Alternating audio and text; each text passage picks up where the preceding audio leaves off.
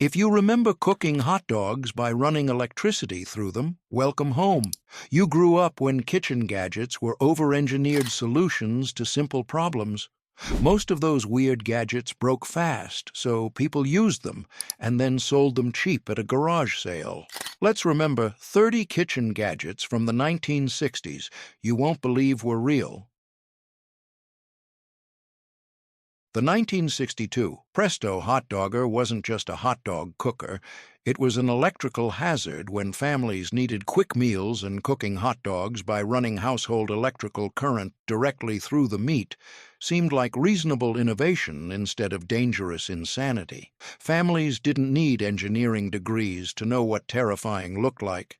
They plugged the hot dogger into wall outlets, speared hot dogs onto metal prongs, connected to electrical circuit, pressed the button that sent 120 volts through the meat, and watched hot dogs cook from the inside out as electricity literally heated the water and fat content.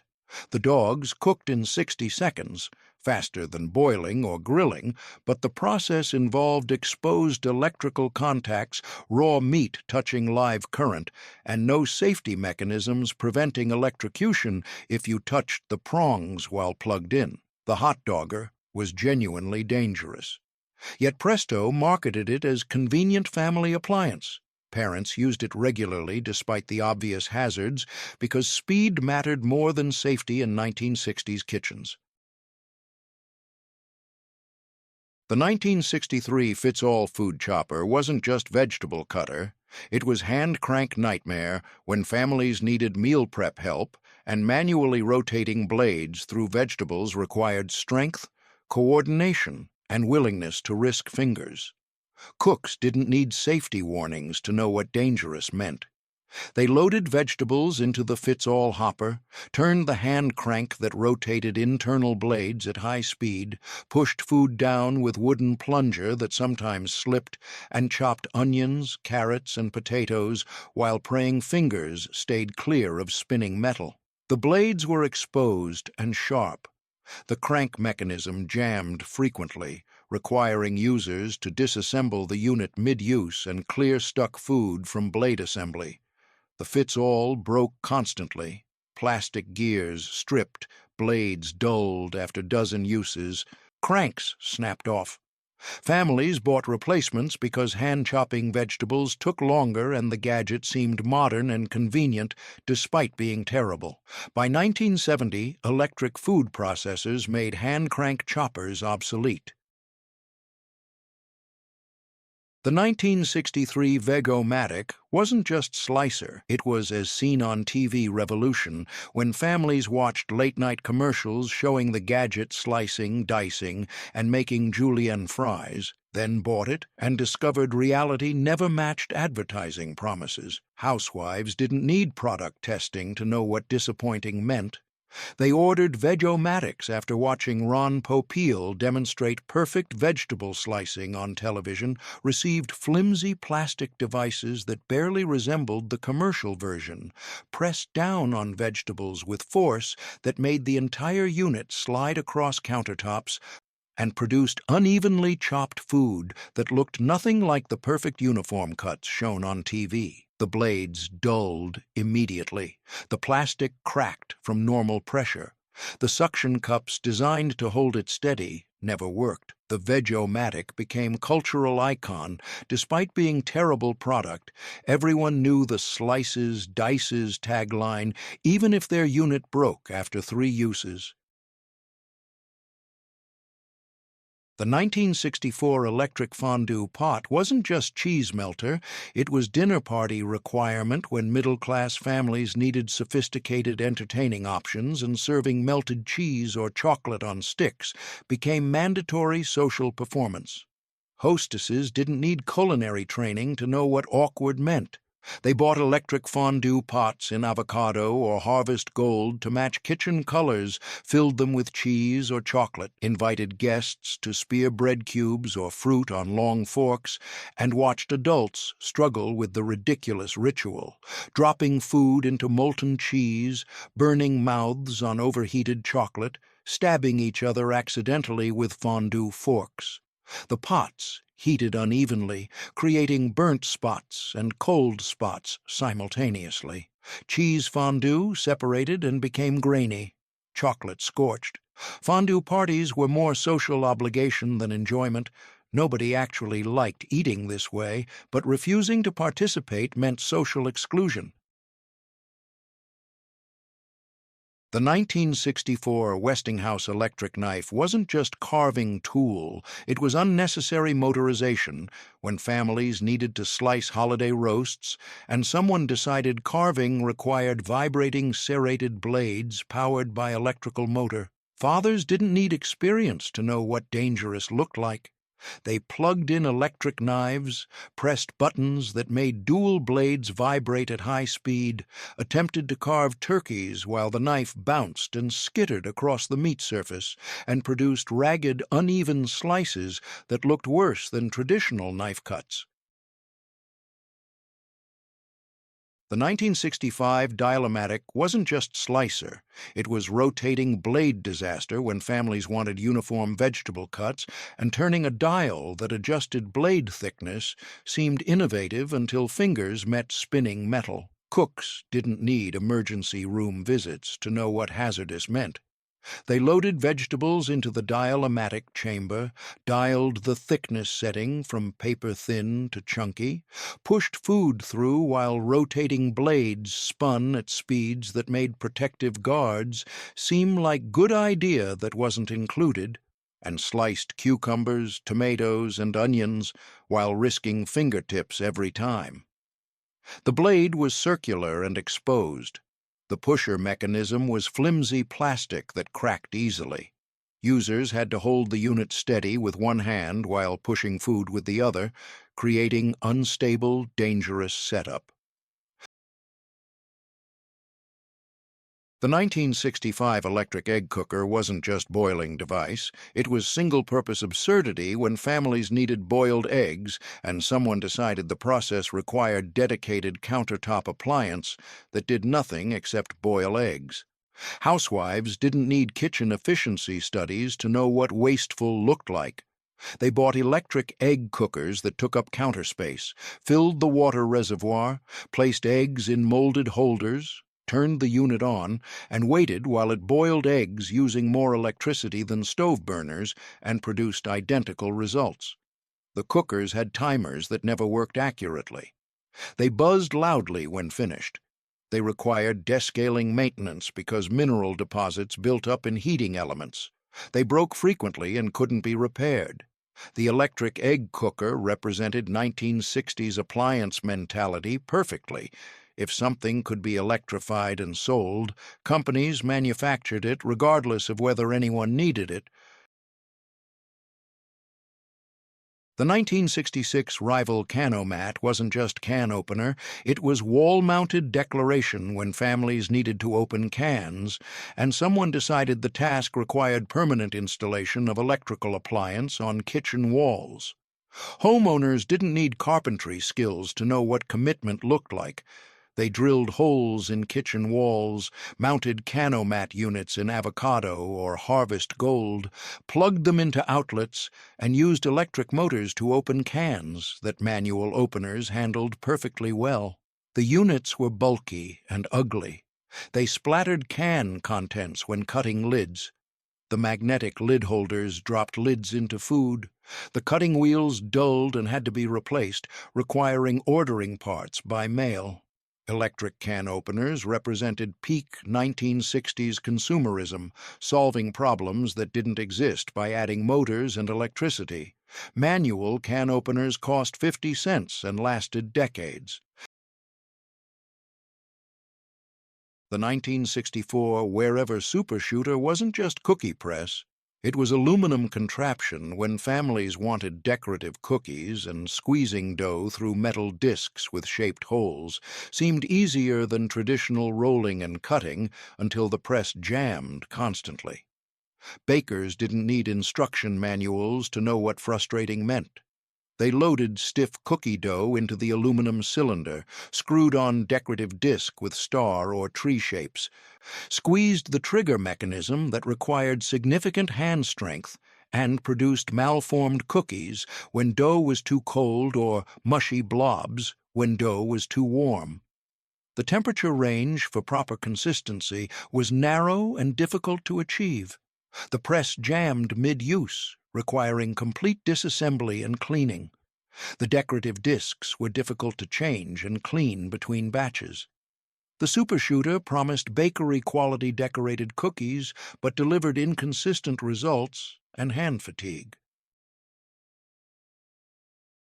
The 1967 salad spinner wasn't just lettuce dryer, it was manual centrifuge when families needed dry salad greens and spinning wet lettuce in plastic basket using hand crank mechanism seemed more sophisticated than shaking leaves in dish towel.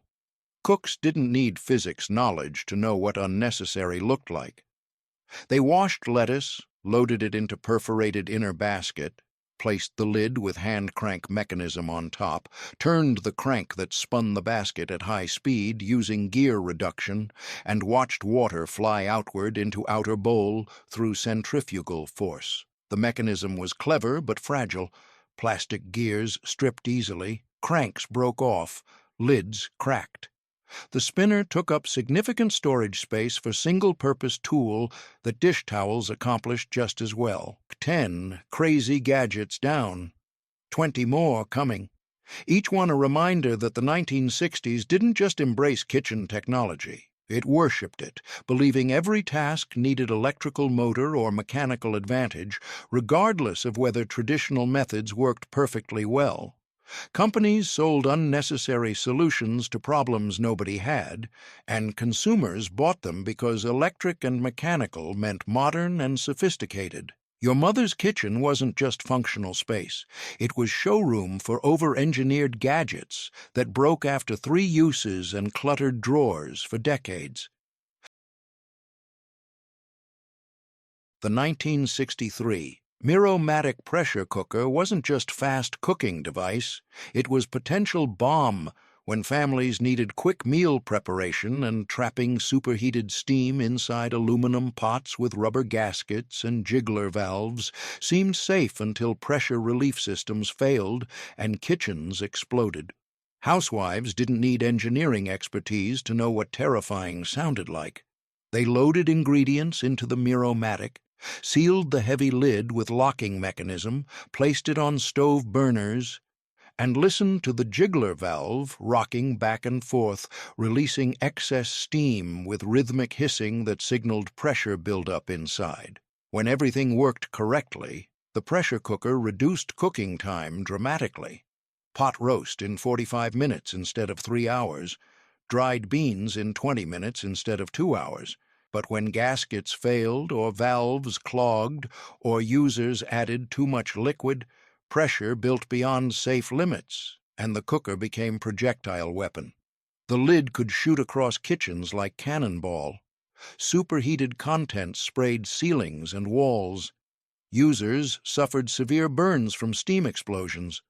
Miromatic pressure cookers came with detailed safety instructions that many users ignored, treating them like regular pots instead of pressurized vessels containing steam at 15 psi. The jiggler valve was supposed to release excess pressure, but food particles clogged it, blocking steam release and creating dangerous buildup. The rubber gasket dried out over time, cracking and failing without warning. Families used pressure cookers despite the danger because speed mattered in busy households where mothers worked and needed dinner ready fast. By 1975, safety improvements reduced explosions. By 1990, modern pressure cookers added multiple safety valves and locking mechanisms that prevented opening under pressure.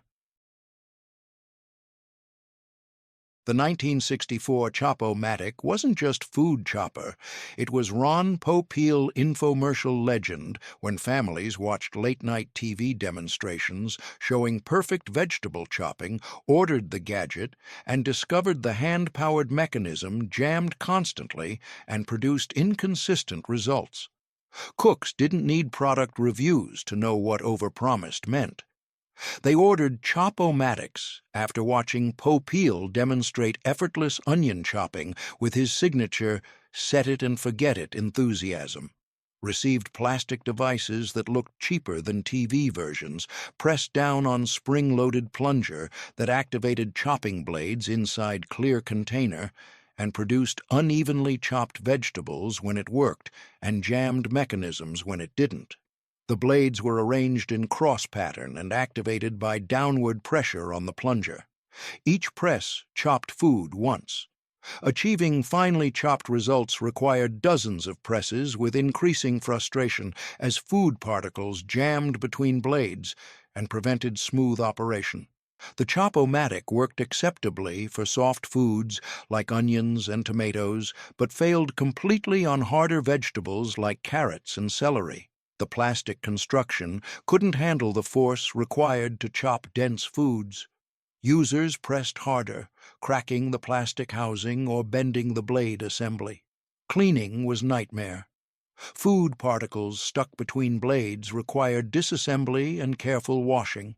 The spring mechanism weakened over time, reducing chopping effectiveness. Despite its flaws, the Chop-o-matic became cultural icon and launched Popeil's infomercial empire. The phrase, "But wait, there's more," originated from these demonstrations. Millions bought Chop-o-matics, used them once or twice, and stored them in back of cabinets alongside other as-seen-on-TV disappointments. By 1975, Popeil moved on to other products, leaving Chop-o-matics in garage sales nationwide. The 1966 electric crepe maker wasn't just French cooking tool, it was inverted hot plate when American families embraced international cuisine and cooking paper-thin pancakes on upside-down heating element seemed elegant until batter dripped everywhere and crepes tore constantly. Housewives didn't need culinary training to know what impractical meant. They bought electric crepe makers after seeing them demonstrated at department stores, plugged in the inverted hot plate that heated from the top instead of bottom, dipped the heated surface into shallow bowl of thin batter, lifted it out coated with thin layer of batter that was supposed to cook into perfect crepe, and watched batter drip down the sides, pooling on countertops, while unevenly cooked crepes stuck to the surface or tore when flipped. The technique required precise batter consistency. Too thick, and it wouldn't coat properly. Too thin, and it ran off before cooking. The temperature had to be exactly right. Too hot, and crepes burned. Too cool, and they stayed raw. Making crepes on regular skillets was easier, cheaper, and more reliable, but electric crepe makers seemed sophisticated and French. They appeared at wedding showers as gifts that demonstrated the giver's awareness of international cuisine trends. Recipients used them once, discovered the difficulty and mess, and stored them in cabinets. The crepe makers took up significant storage space for single-purpose tools that regular pans accomplished better. The 1960s crepe trend faded by early 1970s as Americans moved on to other international food fads. Electric crepe makers became thrift store fixtures, instantly recognizable by their distinctive inverted hot plate design. By 1980, quiche replaced crepes as sophisticated brunch item. The 1965 electric snow cone machine wasn't just ice shaver, it was countertop carnival when families wanted frozen treats at home, and grinding ice cubes into snow using motorized blade seemed worth the noise, mess, and storage space for occasional summer desserts. Parents didn't need sound meters to know what loud meant. They bought electric snow cone machines promising carnival-style treats at home, loaded ice cubes into the top hopper, turned on motors that screamed like jet engines while grinding ice against rotating blades, and produced mounds of shaved ice that melted within minutes while the machine vibrated across countertops and sprayed ice particles everywhere. The machines were enormous, taking up as much counter space as toasters for devices used maybe 10 times per summer. The motors overheated quickly, requiring cooling breaks between batches. The blades dulled after minimal use, producing chunky ice instead of fine snow. The plastic hoppers cracked from ice expansion. Families bought snow cone machines after kids begged for them at department stores, used them enthusiastically for 2 weeks, then relegated them to basement storage when the novelty wore off, and cleanup became annoying. The flavored syrups that came with machines were artificially colored sugar water that stained everything: counters, clothes, children's mouths. The machines required thorough cleaning after each use to prevent sticky syrup buildup in motor housing. Snow cone machines represented impulse purchase culture of 1960s, buying specialized appliances for occasional use based on children's requests rather than practical need. The machines gathered dust in basements alongside popcorn poppers and cotton candy makers. By 1975, most families abandoned them. By 1985, garage sale staples selling for $2. The 1967 Corning Ware electric percolator wasn't just coffee maker, it was glass theater when families wanted to watch coffee brewing, and transparent percolators showed dark liquid cycling through tubes in mesmerizing display while producing bitter over-extracted coffee. Coffee drinkers didn't need taste expertise to know what burnt meant. They filled Corning Ware percolators with water and coffee grounds, plugged them in, and watched through clear glass as boiling water cycled repeatedly through coffee grounds in the basket, percolating visibly through the glass tube in dome lid, creating fascinating visual display that unfortunately resulted in terrible coffee. The percolation process over-extracted coffee, boiling grounds repeatedly and creating bitter, harsh flavor that required cream and sugar to tolerate. The coffee continued percolating after reaching ideal extraction, getting progressively worse the longer it sat on the heating element. The glass percolators were beautiful. Mid-century modern design with clean lines and visible brewing action, but functionally inferior to drip coffee makers that extracted better flavor. Families bought them because they looked sophisticated sitting on breakfast tables and guests could watch coffee being made. The clear glass let you see when coffee was ready without opening the lid, but the improved aesthetics came at cost of quality. Every coffee expert agreed percolators produced inferior brew compared to drip or press methods. The glass was fragile and expensive to replace. Thermal shock from rapid temperature changes cracked the pots. The internal tubes corroded and became difficult to clean. Coffee oils built up in percolator mechanisms, adding rancid flavor to each brew. By 1975, automatic drip coffee makers began replacing percolators. By 1980, percolators were considered outdated. The 1964 General Electric platform toaster wasn't just bread browning device, it was mechanical lift system when families needed toast, and someone decided bread should be lowered on platforms instead of dropped into slots, creating complicated mechanism that broke constantly. Breakfast eaters didn't need mechanical engineering knowledge to know what overbuilt looked like. They placed bread slices on metal platforms at the top of the toaster, pressed lever that lowered bread into heating chamber on motorized platform mechanism, waited while heating elements browned both sides, and watched platforms automatically rise to starting position when toasting completed. The mechanism was unnecessarily complex. Motors, gears, timing mechanisms, and lift systems to accomplish what spring-loaded slot toasters did with simple lever. The platforms required perfect bread size. Too small, and bread fell through gaps. Too large, and bread jammed against heating elements. The platform mechanism broke frequently. Motors burned out. Gears stripped. Timing mechanisms failed, leaving bread lowered indefinitely until it burned and filled houses with smoke. The platforms corroded from crumbs and grease, preventing smooth movement. Cleaning was nightmare. crumbs fell into motor housing and required complete disassembly to remove.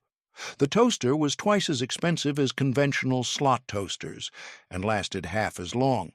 GE marketed the platform toaster as premium innovation, but consumers recognized it as engineering excess that added complexity without improving function.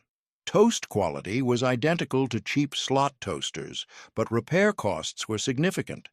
Families who bought platform toasters learned expensive lesson about choosing simple mechanical solutions over complicated ones. By 1970, GE discontinued the model. By 1975, they disappeared from stores entirely, replaced by reliable conventional toasters. The 1968 Oster Imperial Kitchen Center wasn't just appliance, it was modular monster when families wanted all-in-one cooking solutions, and attaching multiple accessories to single motor base seemed efficient until the contraption occupied entire countertops and accessories broke individually, requiring expensive replacements. Housewives didn't need space planning expertise to know what enormous meant. They bought kitchen centers with base motor units and multiple attachments: blender, stand mixer, meat grinder, food grinder, ice cream maker, can opener, that transformed single motor into dozen different appliances by swapping power takeoff connections. The base unit weighed 20 pounds. The attachments filled entire cabinets. Setting up each function required finding the right attachment, connecting it properly to power takeoff, and hoping the connection held under load. Switching functions meant disassembling current setup, washing components, finding next attachment, and reassembling. The kitchen center promised efficiency by eliminating multiple appliance motors, but the reality was cumbersome. The motor wasn't optimized for any specific function, too weak for serious mixing, too powerful for delicate blending, wrong speed for grinding. Attachments broke individually but had to be replaced at high cost. The power takeoff connections wore out, stripping gears and creating loose fits. The motor overheated during extended use, because it was designed for brief intermittent operation, not continuous mixing or grinding. Oster marketed the kitchen center as space-saving solution, but it consumed more space than separate appliances when accounting for base unit and attachment storage. Families who bought them used the blender attachment regularly and ignored the rest, essentially paying premium price for complicated blender. By 1975, consumers preferred individual purpose-built appliances. By 1980, kitchen centers appeared in garage sales with missing attachments. The 1965 Atomic Age egg separator wasn't just kitchen tool, it was ceramic novelty when families needed to separate egg whites from yolks, and buying decorative chicken-shaped dishes with holes that let whites drain while yolks stayed seemed more entertaining than using eggshells or hands. Cooks didn't need culinary training to know what gimmicky looked like. They bought ceramic egg separators shaped like chickens, roosters, or Atomic Age abstract designs, cracked eggs into the separator dishes, and watched whites drain through holes or slots, while yolks theoretically remained in the dish. The separators worked inconsistently. Yolks broke easily when eggs dropped too hard. Whites didn't fully separate without manual help, and the ceramic dishes required careful washing after each use.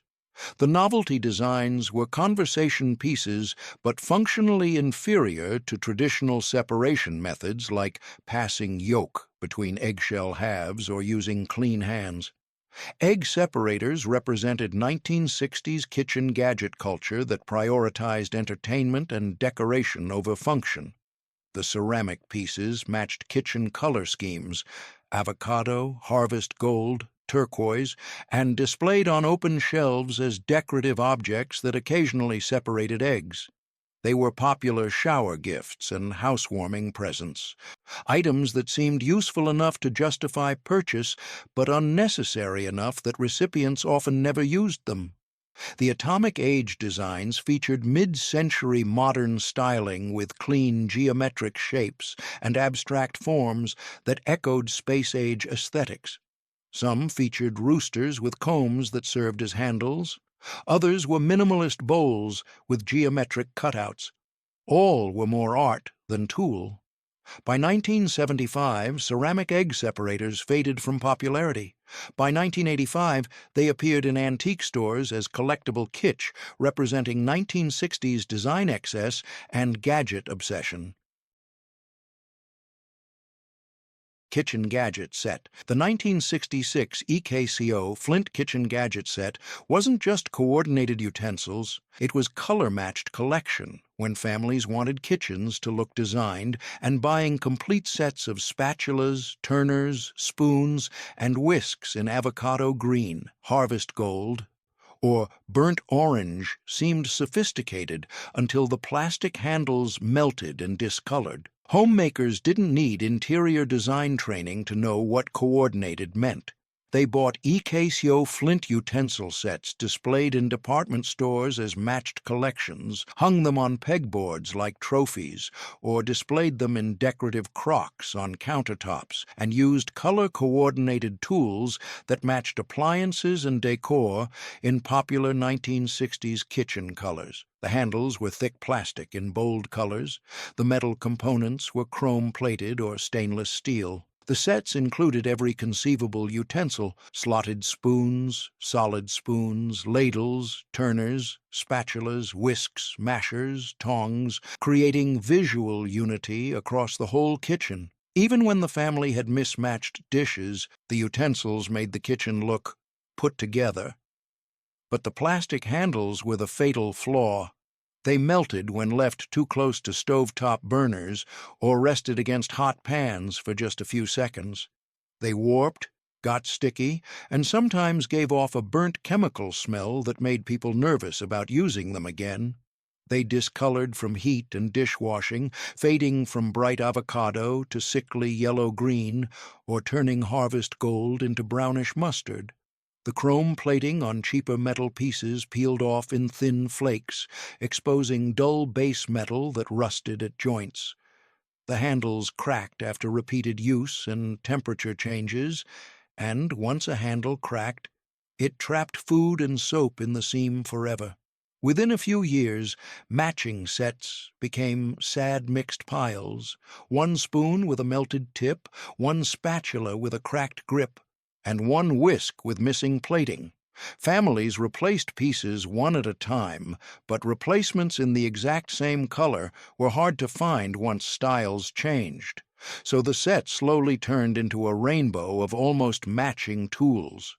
By 1972, people realized matching didn't matter if tools didn't last.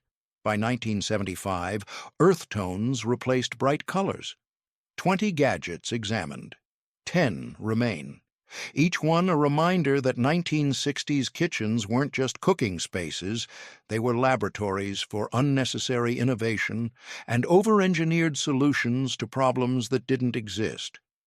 Companies convinced consumers that electric and mechanical meant better, that color coordination mattered more than durability, that specialized single-purpose tools were essential even when they broke after 3 uses. Your mother's kitchen drawers were graveyards of failed gadgets, melted plastic handles, and stripped gears from appliances that promised convenience and delivered frustration. The final 10 include the most elaborate and absurd contraptions. The 1965 Frigidaire Flair pull-out range wasn't just stove, it was engineering spectacle when families needed modern appliances, and a stovetop that slid out like a drawer seemed futuristic until the mechanism broke and entire ranges became unusable because nobody could repair the proprietary sliding system. Homeowners didn't need mechanical expertise to know what complicated looked like. They bought Frigidaire Flair ranges featuring stovetops that pulled out from the main oven body on sliding rails, extending burners forward away from wall-mounted ovens in dramatic display of mid-century modern engineering ambition. The design was visually striking, sleek, modern, space-age, and functionally questionable. The sliding mechanism required precise alignment and sturdy rails to support the weight of the cooktop, plus pots and pans during cooking. The rails wore out over time, creating wobble and instability. The electrical and gas connections had to flex as the cooktop extended and retracted, creating failure points that didn't exist in conventional ranges. When the sliding mechanism worked, the range offered some practical advantages: easier access to rear burners without reaching over hot front burners, ability to push cooktop back when not in use, creating more counter space. But these minor benefits came at enormous cost. The sliding mechanism added complexity that increased purchase price and repair costs. When rails bent or bearings failed, the cooktop wouldn't slide smoothly or at all. Repair required specialized parts available only from Frigidaire, and repair technicians often refused the work because accessing the mechanism required disassembling significant portions of the range. The Flair range represented peak 1960s appliance design philosophy, prioritizing visual drama and engineering novelty over reliability and simplicity. Frigidaire marketed it as ultra-modern luxury appliance for sophisticated homeowners who wanted conversation-piece kitchens. The advertisements showed elegant women in dresses gracefully sliding cooktops out while preparing dinner parties, suggesting the range enhanced both cooking and social status.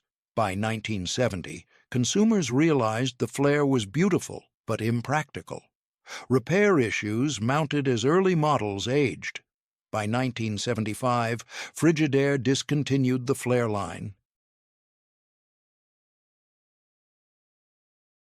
The 1966 Sunbeam Mixmaster wasn't just stand mixer. It was kitchen centerpiece when families needed powerful mixing, and the iconic chrome mixer with rotating glass bowls and juicer attachments represented peak American appliance design, despite weighing 20 pounds and requiring permanent counter space.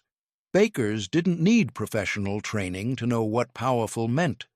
They bought Sunbeam Mixmasters with distinctive chrome bodies and white porcelain finishes, positioned them prominently on countertops because they were too heavy to move regularly, locked the glass mixing bowls onto the turntable mechanism that rotated bowls while beaters mixed from stationary position, and mixed cake batters, cookie doughs, and bread doughs with industrial-strength motors that could handle heavy loads without straining. The Mixmaster was overbuilt in the best way.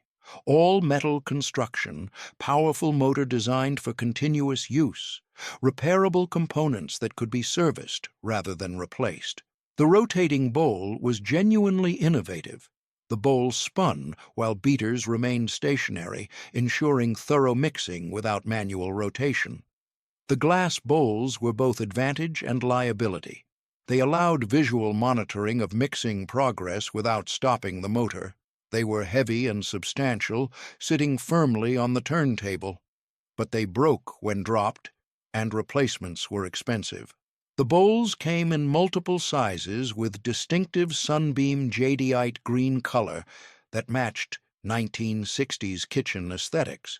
The mixer included multiple attachments: dough hooks, whisks, juicer reamers, food grinders that connected to auxiliary power ports on the motor housing. The juicer attachment turned the mixer into citrus press. The food grinder processed meat and vegetables. By 1990, KitchenAid dominated stand mixer market with more modern designs. But vintage Sunbeam Mixmasters remained beloved for their durability and distinctive mid-century styling. The 1967 West Bend Party Perk wasn't just coffee maker. It was social requirement when families hosted gatherings, and brewing 30-cup batches in enormous aluminum percolators seemed necessary for any event, despite the bitter, over-extracted coffee it produced and the permanent counter space it occupied. Hostesses didn't need entertaining guides to know what essential looked like. They bought West Bend Party Perk urns holding 30 to 55 cups, filled them with water and massive amounts of coffee grounds, plugged them in hours before guests arrived because brewing took forever, and watched through glass tops as coffee percolated continuously, cycling boiling water through grounds repeatedly until the coffee was so over-extracted it tasted like burnt motor oil. The aluminum construction retained heat well, but also retained coffee oils and flavors, requiring thorough scrubbing after each use to prevent rancid buildup affecting future batches. The percolator mechanisms corroded over time. The glass tops cracked from thermal shock. The electrical cords frayed near the base from repeated coiling and storage. The urns were expensive. $25, $40 in 1960s dollars, for appliances used maybe 6 times per year for holiday parties, church gatherings, and large family events. Between uses, they occupied valuable storage space in basements or back corners of cabinets. Families bought them because hosting large gatherings required certain equipment, and party perks had become expected standard for any serious entertaining. By 1975, smaller automatic drip coffee makers offered better-tasting coffee. By 1985, large gatherings shifted toward punch bowls and soft drinks as coffee consumption patterns changed. By 1990, party perks filled thrift stores alongside fondue pots and electric woks, relics of entertaining styles that emphasized spectacle over quality.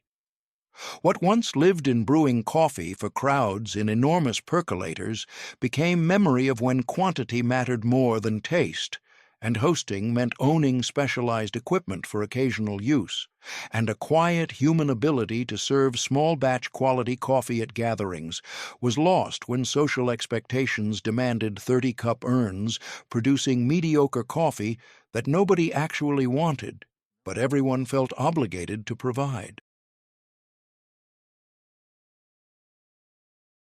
The 1965 Hamilton Beach drink mixer wasn't just milkshake maker, it was soda fountain replica when families wanted restaurant-style beverages at home, and mixing milkshakes with commercial-style spindle mixers in stainless steel cups seemed sophisticated until the motors burned out and the metal cups dented from normal use.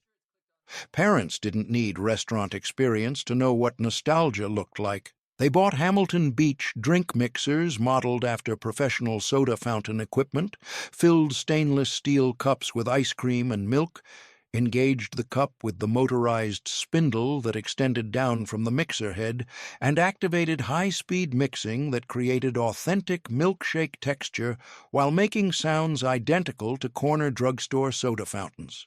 The mixers were powerful, commercial-grade motors designed for continuous use in restaurant settings, and expensive for home appliances. The metal cups were heavy stainless steel that conducted cold effectively, but dented easily when dropped or knocked against counter edges.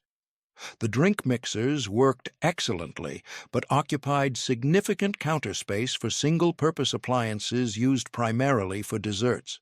The spindle mechanism required careful alignment. Missing the cup opening and activating the motor sent ice cream flying across kitchens. The cups had to be specific Hamilton Beach models that fit the spindle properly. Generic cups didn't work. The motors were loud, professional equipment loud, making conversation impossible during mixing. The spindle attachments were difficult to clean thoroughly, with ice cream residue stuck in mixing paddles and threads requiring disassembly and soaking. Hamilton Beach marketed the drink mixers as bringing soda fountain experience home, recreating 1950s nostalgia during 1960s when traditional soda fountains were disappearing from American downtowns. The 1966 Roto Broil 400 wasn't just rotisserie, it was countertop spectacle when families wanted roasted chicken and watching whole birds rotate on motorized spits inside glass-enclosed heating chambers seemed futuristic until the motors failed and the units became storage space-consuming monuments to over-engineered cooking. Home cooks didn't need roasting expertise to know what complicated looked like. They bought Roto Broil rotisseries with glass doors and motorized spits, skewered whole chickens onto metal rods, secured them with pronged clamps, closed the glass door, and activated heating elements and rotation motor that slowly turned chickens while they roasted in enclosed chamber visible through glass. The rotisseries produced excellent roast chicken with crispy skin and even cooking from constant rotation and radiant heat. But the appliances were enormous, occupying 2 feet of counter space and single purpose. They roasted chickens and maybe small roasts, but nothing else. The motors were weak and failed frequently under the weight of even moderately sized chickens. The glass doors were difficult to clean, requiring removal and scrubbing to eliminate grease splatter. The Roto Broil represented 1960s cooking philosophy that automated and mechanized traditional techniques. Rotisserie chicken had been cooked over fires for centuries, and ovens with rotisserie attachments existed already. But countertop enclosed rotisseries seemed modern and convenient, despite being neither. They took longer than oven roasting and required more cleanup. The glass chambers trapped moisture, creating steam that prevented the crispy skin that made rotisserie chicken desirable. The units consumed significant electricity to maintain roasting temperature in poorly insulated chambers. The spits and pronged clamps were difficult to clean, with cooked-on chicken fat requiring soaking and scrubbing. Families bought Roto Broils after seeing them demonstrated in department stores where salespeople roasted chickens all day, filling aisles with appealing aromas that drove impulse purchases. The demonstrations made roasting look effortless and automatic. Just insert chicken, close door, press button. The reality involved fighting with pronged clamps, cleaning grease-splattered glass, and storing enormous appliances between uses. By 1975, consumers realized ovens roasted chicken better. By 1985, rotisserie chickens became supermarket staples, eliminating home roasting altogether. By 1995, Roto Broils filled thrift stores and garage sales, recognizable by their distinctive glass chambers and unused appearance. What once lived in watching chickens rotate in glass chambers on countertops became memory of when automation seemed valuable regardless of whether it improved results, and a quiet human ability to roast chicken in ovens without specialized equipment was temporarily lost when marketing convinced families that traditional methods were inadequate and required mechanical enhancement.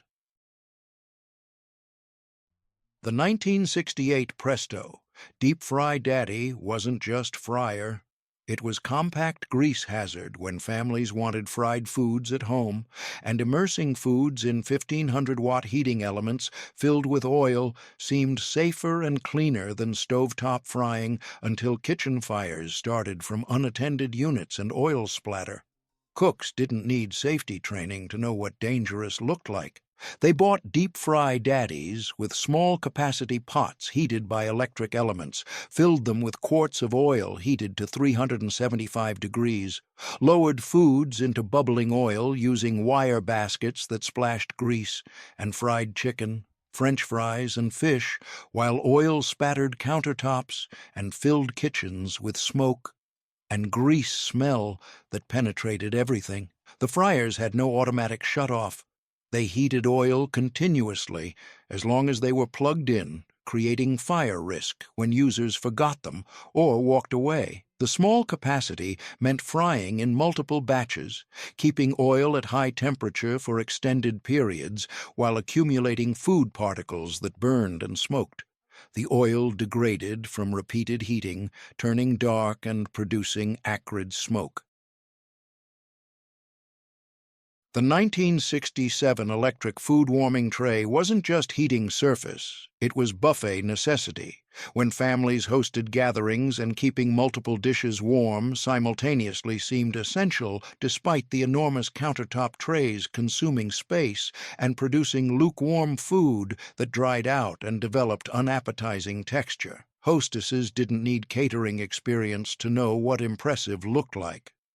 They bought electric warming trays measuring 2 to 3 feet long, placed them on dining tables or buffets, arranged serving dishes on the heated glass or metal surfaces, and attempted to keep food warm during extended entertaining periods while the trays barely maintained temperature and dried out anything left too long. The trays operated at low heat, warm to touch but not hot enough to burn, which meant they prevented food from cooling completely but couldn't reheat food that started cold. Foods placed on warming trays needed to be served hot initially. Then the trays maintained warmth rather than generating it. The low heat dried out foods, creating hard, crusty edges on casseroles and congealed surfaces on gravies and sauces. The 1968 rival. Crock-Pot wasn't just slow cooker, it was working mother revolution when families needed dinner. Ready when parents came home and cooking meals unattended for 8 hours in ceramic pots seemed simultaneously convenient and terrifying until everyone accepted leaving food cooking all day was safe. Working families didn't need culinary training to know what convenient meant. They bought crock-pots with ceramic interior pots surrounded by heating elements, loaded them with raw ingredients, meat, vegetables, liquid, before leaving for work in the morning, set the dial to low or high, and returned home 8 to 10 hours later to fully cooked meals that were either perfectly tender or overcooked mush, depending on timing and liquid ratios. The concept was revolutionary. Unattended cooking that didn't require stove monitoring or oven timers. The low-temperature cooking tenderized tough, cheap cuts of meat through extended braising. Pot roasts, stews, chili, and soup cooked themselves while families worked. The crock-pot succeeded where most 1960s kitchen gadgets failed. It solved real problem for working families who needed dinner ready without active cooking time. The ceramic pot retained heat evenly and didn't scorch food like stovetop pots. The tight-fitting lid trapped moisture, creating self-basting environment. The low temperature was safe, minimal fire risk even during all-day cooking. The appliance was simple: heating element, ceramic pot, lid, dial. Nothing complex to break or malfunction. But slow cookers had limitations. Everything tasted similar because the cooking method was identical, braised and steamed. Vegetables became mushy from extended cooking. Browning meat before slow cooking improved flavor significantly, but added preparation step that defeated convenience purpose. The ceramic pots were heavy and awkward to clean. Food cooked unevenly if not layered properly.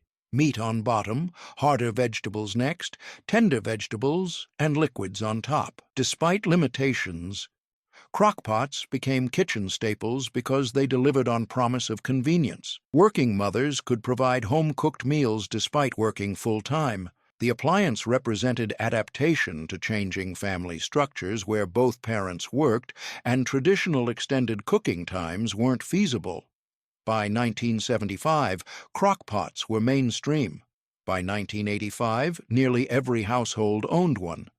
By 2000, they remained popular, proving that genuinely useful gadgets survived while gimmicks disappeared.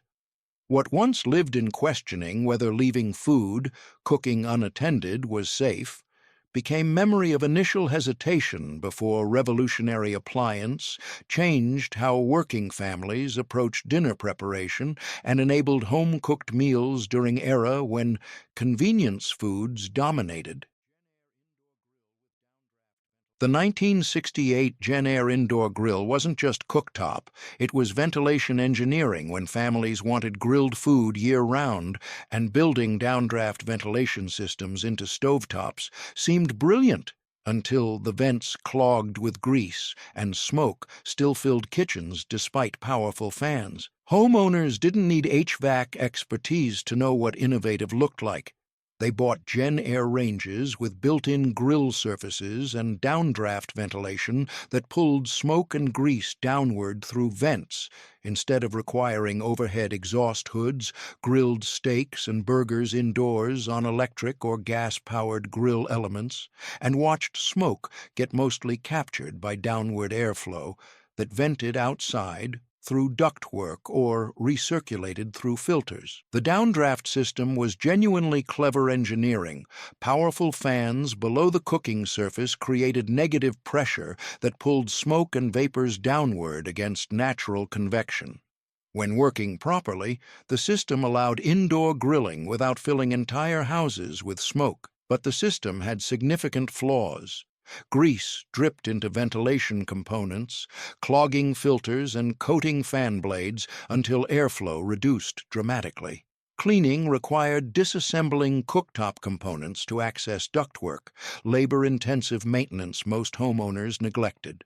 The downdraft fans were loud, conversations stopping loud, making dinner preparation noisy ordeal. The systems consumed significant electricity, running powerful fans. Outdoor venting required installing ductwork through floors or exterior walls, adding installation complexity and cost. Recirculating systems with charcoal filters only partially removed smoke and odors, leaving kitchens smelling like grilled meat for days. The Jenn-Air grill represented peak 1960s appliance ambition, complex engineering solving problem that simpler solutions handled adequately. Outdoor grilling worked perfectly and cost nothing to operate, but indoor grilling seemed modern and convenient, allowing year-round grilling regardless of weather. The reality was marginal. Indoor grilling was possible, but never as good as outdoor grilling, and maintenance requirements exceeded the convenience value. By 1975, Jenn-Air expanded product lines with modular cooktops. By 1985, overhead ventilation hoods regained popularity for superior smoke removal. By 2000, downdraft systems were recognized as inferior to overhead ventilation, but remained popular in island cooktop installations where overhead hoods were impractical. What once lived in believing engineering could eliminate all cooking constraints became memory of when complex solutions created maintenance problems worse than the original inconvenience, and a quiet human ability to accept that some cooking belonged outdoors was lost when indoor grilling seemed necessary despite mediocre results. The 1969 Vitamix 3600 wasn't just blender. It was industrial machine when families wanted powerful blending and buying commercial-grade appliances with airplane engine loud motors that pulverized anything seemed necessary despite costing 10 times what regular blenders cost and being complete overkill for household smoothies. All represented decade when kitchen innovation meant adding motors, gears, and complexity to simple tasks, when buying the latest gadget meant embracing future, even when that future broke after 3 uses and cluttered drawers for decades. 30 gadgets, 30 examples of 1960s kitchen innovation gone wild. Everyone promised convenience, efficiency, or sophistication that traditional tools supposedly couldn't deliver. If you grew up with these gadgets, you lived through peak kitchen automation culture when families believed electric and mechanical meant better, when color-coordinated utensils seemed essential, when specialized single-purpose tools cluttered every drawer and cabinet. You watched your mother cook hot dogs with electricity, chop vegetables with hand-crank contraptions, and demonstrate the Veg-o-matic at dinner parties like TV salespeople. The 1960s didn't just embrace kitchen technology, it worshipped it. believing every task needed improvement through engineering, regardless of whether problems actually existed.